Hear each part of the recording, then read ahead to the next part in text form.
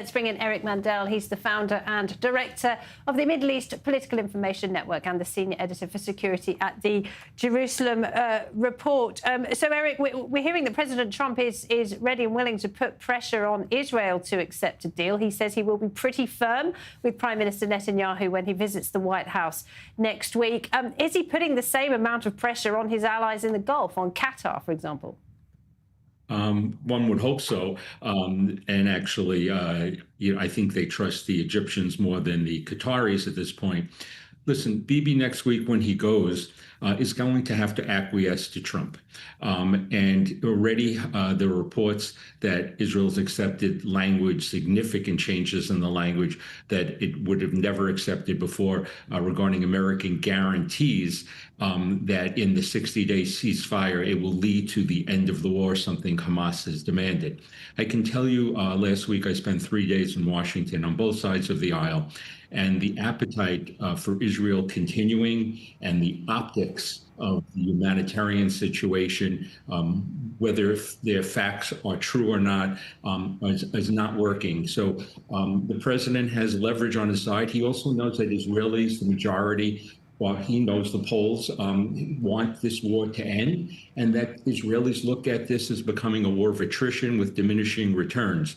So Bibi has accepted something. This is good from a U.S.-Israel relations point of view, but can he get the things that he says, all the hostages released and Hamas to leave, disarm, self-exile themselves? That still seems to be beyond what one should expect. All right, stay with us, Eric. Shiri, interesting message from the Saudis yesterday from my colleague Ariel Osseran, who spoke to a source close to the royal court. The Saudis, they want to proceed with normalization, but they want Hamas removed from Gaza. And we know that the only force that can remove Hamas from Gaza is the IDF. So when you're talking about this regional perspective, I mean, what is your sense that Israel has allies in the region that can help it defeat Hamas? Well, I'm sure, but I don't think that means that Saudi Arabia necessarily would want to go into Gaza and get rid of Hamas. I'm sure it's kind of this wishful thinking that we all want Hamas is gone. We're fed up. I think the balance of power in the Middle East has changed dramatically in light of the 12 days war. So they're kind of signaling, I think, what they want to achieve, and I think that's a shared goal. But what is the minimum they are willing to accept within the Palestinian issue and resolving that issue for them to normalize? And what is the maximum that Israel is willing, or the specific government or Netanyahu is willing to grant? That is the main question. And Eric Mandel, what is your view on that? Because it does seem, doesn't it, as though President Trump is ready to announce some kind of major deal. We're talking about potential normalization with Syria. You've got noises from the Saudis. No place, of course, for Hamas in that moving forward. But that doesn't seem to match up with what we're seeing today in Gaza, does it?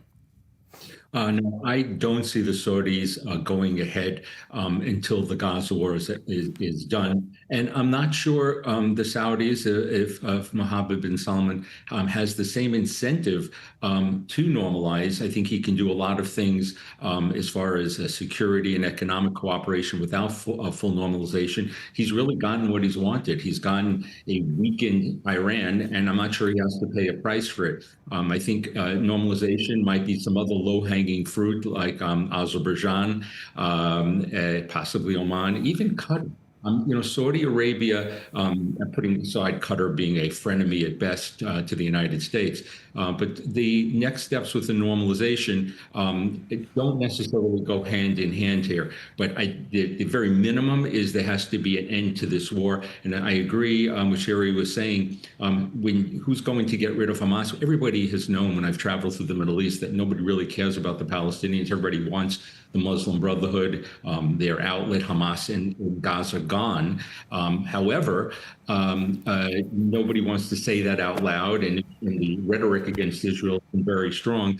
If Ariel's report yesterday is true, that the Saudis don't want to do anything until Israel destroys Hamas, it's almost like a catch-22, because what Israel's going to need to do to really get rid of Hamas, if they remain irreconcilable in their demands, is Israel's going to have to go in, and there's going to be many more Palestinians killed, and the world is going to continue to be against Israel, and Trump is going to be angrier and angrier.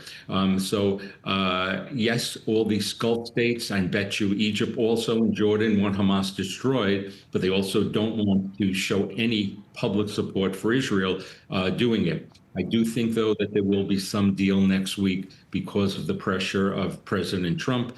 And again, how much leverage he has on the Qataris and on the Egyptians to pressure Hamas remains to be seen. But again, Eric, just before I let you go, I mean, Prime Minister Netanyahu is under great pressure to accept President Trump's ceasefire proposal. But it once again looks as though that will leave Hamas in power because no one can remove Hamas other than the IDF.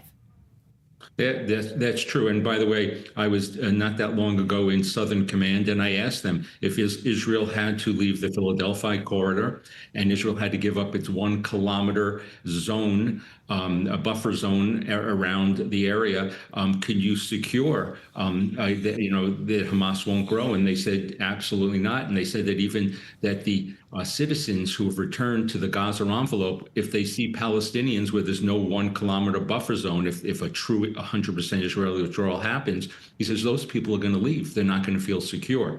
So Israel must ensure the security of the returning citizens. And in returning citizens, that means a 1 kilometer buffer zone, which goes directly against what Hamas wants. Eric, thanks very much indeed. Eric Mandel there. My pleasure.